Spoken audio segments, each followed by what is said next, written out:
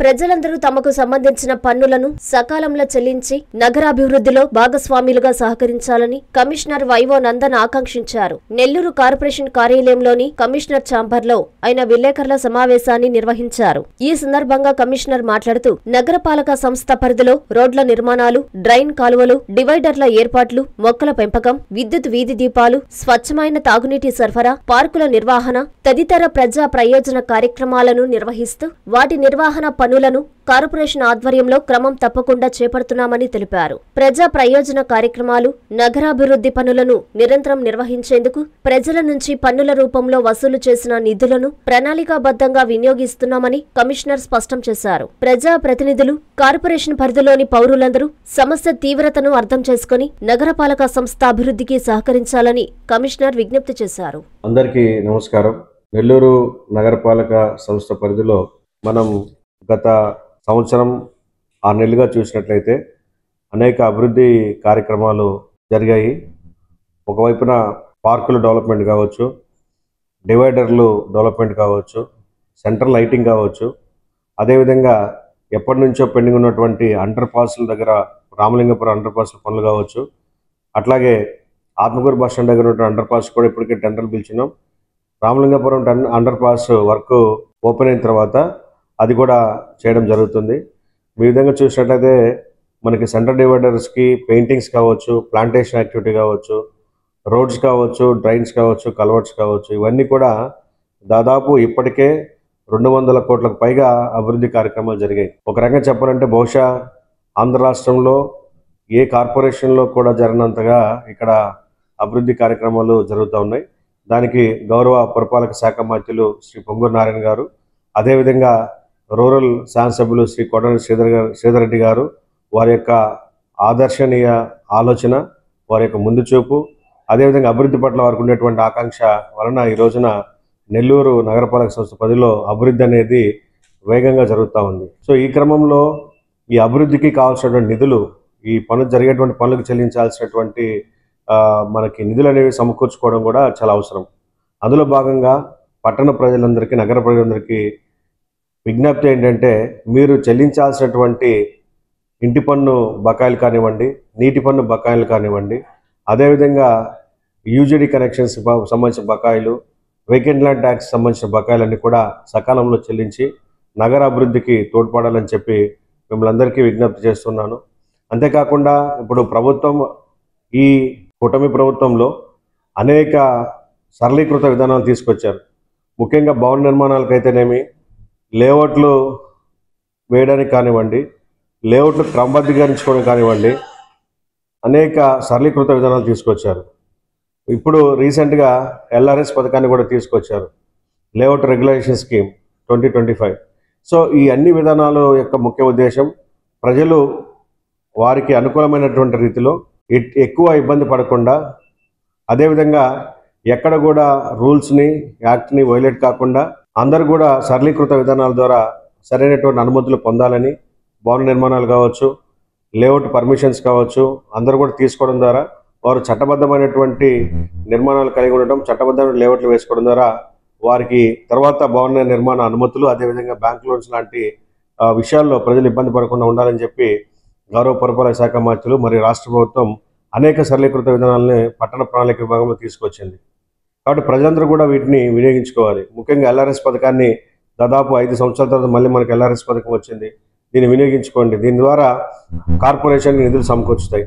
అదేవిధంగా నీటి పన్ను కావచ్చు, ఇంటి పన్ను కావచ్చు, ఖాళీ స్థలం పన్ను కావచ్చు, వీటన్నిటి ద్వారా కూడా కార్పొరేషన్కి కోట్ల రూపాయలు రావాల్సినటువంటి బకాయిలన్నీ కనుక వచ్చినట్లయితే మనం ఈ రోజున దాదాపు 200 కోట్లకు పైగా చేసినటువంటి అభివృద్ధి పనులకు మనం పేమెంట్స్ చేసుకునేటువంటి అవకాశం ఉంది. కాబట్టి ఒకవైపున అభివృద్ధి అనేది కొత్త పుంతలు తొక్కుతూ అభివృద్ధి అనేది వేగంగా జరుగుతున్న తరుణంలో నిధులు సమకూర్చుకోవడం కూడా అత్యవసరం. కాబట్టి అది నీడ్ ఆఫ్ ది అవర్. కాబట్టి ప్రజలందరికీ నేను ఈ విజ్ఞప్తి మీడియా ద్వారా తెలియజేస్తున్నాను. మీ పనులు, మీ బకాయిలు అనేటువంటి సకాలంలో చెల్లించాలని, అదేవిధంగా భవన నిర్మాణ అనుమతులు కానీ LRS పథకాన్ని కూడా సద్వినియోగం చేసుకోవాలని చెప్పి మీ అందరికీ తెలియజేస్తూ, ఇక్కడ భవన నిర్మాణ అనుమతులకి లేదా లేఅవుట్ పర్మిషన్స్కి లేదా LRS సంబంధించి ప్రతి శుక్రవారం ఇక్కడ మనము ఓపెన్ ఫోరం కండక్ట్ చేస్తున్నాం. అదేవిధంగా డైరెక్ట్గా మనకి director of town and country planning వారు ఆల్మోస్ట్ ఎవ్రీ సాటర్డే వచ్చి ఇక్కడ ఎప్పుడో లాంగ్ పెండింగ్ ఉన్నటువంటి ఇష్యూస్ కూడా పరిష్కారం చేస్తూ ప్రజలకు అందుబాటులోకి తీసుకొస్తున్నారు.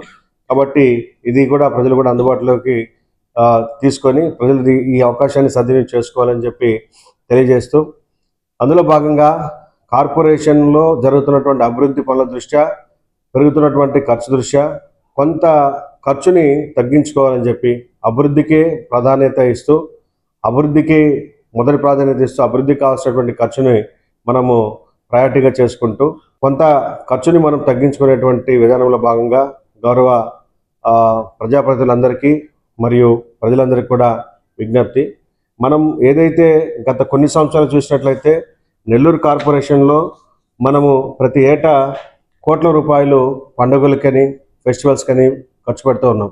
ముఖ్యంగా 2023-24 సంవత్సరంలో చూస్తే దాదాపు 2 కోట్ల రూపాయలు ఖర్చు పెట్టాం. 24-25 ఆర్థిక సంవత్సరంలో దాదాపు 2,74,00,000 రూపాయలు ఇప్పుడు పేమెంట్ చేశాం. ఇంకా చేయాల్సింది కూడా ఉంది. అంటే దాదాపు 3 కోట్ల రూపాయలు 24-25 ఆర్థిక సంవత్సరం చేశాం. అదేవిధంగా 25-26 సంవత్సరం చూసుకున్నట్లయితే ఇప్పటికే 4,68,00,000 రూపాయలు శాంక్షన్స్ ఇవ్వడం జరిగింది. అందులో ఇప్పటికి పేమెంట్ చేసినవి సుమారు 1,20,00,000 రూపాయలు. అంటే ఈ విధంగా మీరు చూస్తే సంవత్సరానికి ఒక అవధి లేకుండా ఈ పండుగలు వీటి మీద పెట్టేటువంటి ఖర్చు పెరిగిపోతూ ఉంది. ఇది కార్పొరేషన్ పైన అదనపు భారంగా ఉంటూ అభివృద్ధి అభివృద్ధి వైపు చెల్లించాల్సినటువంటి నిధులు కాస్త ఇటువంటి ఈ ఫెస్టివల్స్ ప్రోగ్రామ్స్ మనం ఎక్కువగా ఖర్చు పెడుతూ ఉన్నాం.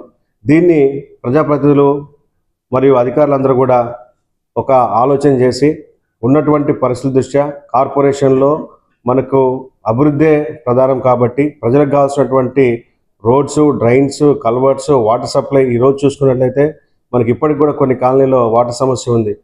సో ఈ ప్రధాన అవసరాలని ముందు దృష్టిలో పెట్టుకొని వాటికి ప్రయారిటీ ఇచ్చి వాటిని త్వరితగతిన పూర్తి చేయాలంటే మనకు కావాల్సినటువంటి నిధులు కూడా కావాలి. కాబట్టి కార్పొరేషన్ ఇక నుండి ఈ ఫెస్టివల్స్ అండ్ ప్రోగ్రామ్స్ ఏవైతే ఉంటుందో వీటికి ఖర్చు చేయడానికి తాత్కాలికంగా ఇటువంటి శాంక్షన్స్ భవిష్యత్తులో ఇచ్చేందుకు అవకాశం లేదని చెప్పి దయచేసి అందరూ కూడా పెద్దలు, ఈ పుర ప్రముఖులు, ప్రజాప్రతినిధులు అందరూ కూడా ఈ విషయాన్ని గమనించి వారు కూడా సహకరించాలని చెప్పి ఇక్కడ నుండి ఎటువంటి ఫెస్టివల్స్ ప్రోగ్రామ్స్కి కార్పొరేషన్ నుంచి శానిటేషన్, వాటర్ సప్లై అది కార్పొరేషన్ బాధ్యత. ఖచ్చితంగా శానిటేషన్, వాటర్ సప్లై అనేది కార్పొరేషన్ బాధ్యత తీసుకొని చేస్తుంది. అది తప్ప మిగిలినటువంటి అలంకారప్రాయమైనటువంటి అదనపు ఖర్చులన్నింటి కూడా తగ్గించుకోవాలని చెప్పి ఒక నిర్ణయం తీసుకొని ఇక్కడ నుండి అటువంటి వాటికి ఎటువంటి శాంక్షన్స్ ఇవ్వబోమని, దానికి కూడా ప్రజలందరూ కూడా పెద్ద మనసు అర్థం చేసుకొని అదేవిధంగా ప్రజాప్రతినిధులు కూడా వారి యొక్క సహాయ సహకారం అందించాలని చెప్పి కూడా ఈ సందర్భంగా తెలియజేస్తున్నాను. గౌరవ మంత్రివర్యులు, అదేవిధంగా గౌరవ శాసనసభ్యులు, కార్పొరేటర్స్, డిప్యూటీ మేయర్స్ మీరు గమనించిన గత కౌన్సిల్లో కూడా దీని మీద డిప్యూటీ మేయర్ రూప్ కుమార్ యాదవ్ గారు చర్చ చేయడం జరిగింది. ఎందుకంటే ఈరోజు విజయవాడ మున్సిపల్ కార్పొరేషన్ తీసుకుంటే అక్కడ సంవత్సరం మొత్తంలో వారు పెట్టేటువంటి ఖర్చు 3 కోట్ల రూపాయలు. అందులో మళ్ళీ తిరిగి 50% వారికి దుర్గా టెంపుల్ నుంచి రియంబర్స్మెంట్ వస్తుంది. గుంటూరు కార్పొరేషన్ తీసుకుంటే వారు సంవత్సరం మొత్తం పెట్టేది దాదాపు 2.5 కోట్లు. అంటే మనకంటే పెద్దమైన కార్పొరేషన్లు 3 కోట్లు 2.5 కోట్లు ఖర్చు పెడతా ఉంటే మనము ఏటేటా మొదటగా 23-24లో 2 కోట్లు ఉంది, 24-25కి వచ్చేలాక 3.5 కోట్లు అయిపోయింది. ఈ ఇయర్కి వచ్చినప్పటికి ఇప్పటికే 4.5 కోట్లు దాటిపోయింది ఇప్పటివరకు. అంటే ఇది ఏప్రిల్ 1 నుంచి సెప్టెంబర్ 1 నాటికి ఇంకా ఈ ఆర్థిక సంవత్సరం ఇంకా గడవాల్సి ఉంది.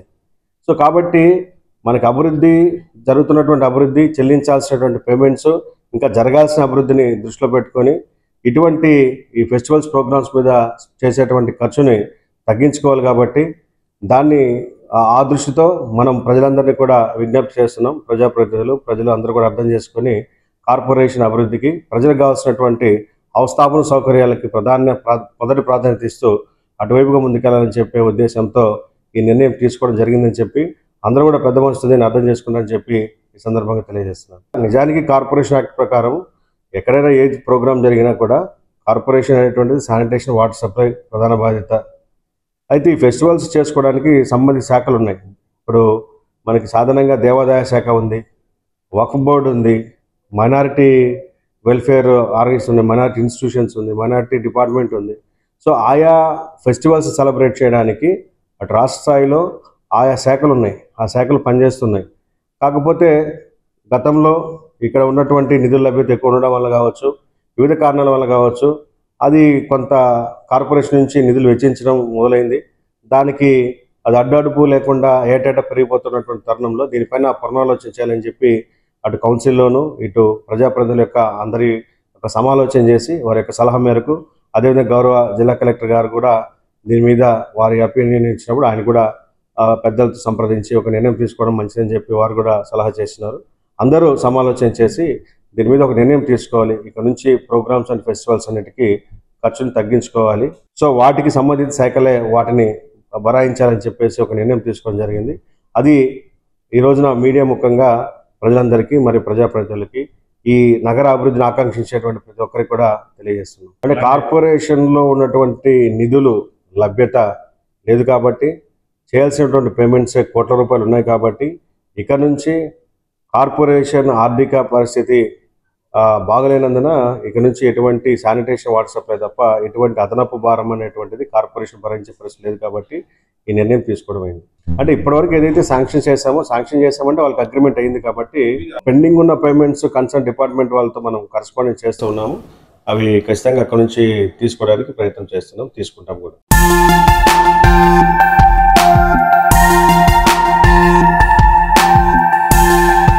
జన్మదిన శుభాకాంక్షలు. జనసేన పార్టీ అధ్యక్షులు, ఆంధ్రప్రదేశ్ రాష్ట్ర ఉప ముఖ్యమంత్రి వర్యులు, మా దైవం శ్రీ కొనిదెల పవన్ కళ్యాణ్ గారికి జన్మదిన శుభాకాంక్షలు. మీ దుద్దుశెట్టి సుజయ్ బాబు, జనసేన పార్టీ నెల్లూరు నగర అధ్యక్షులు.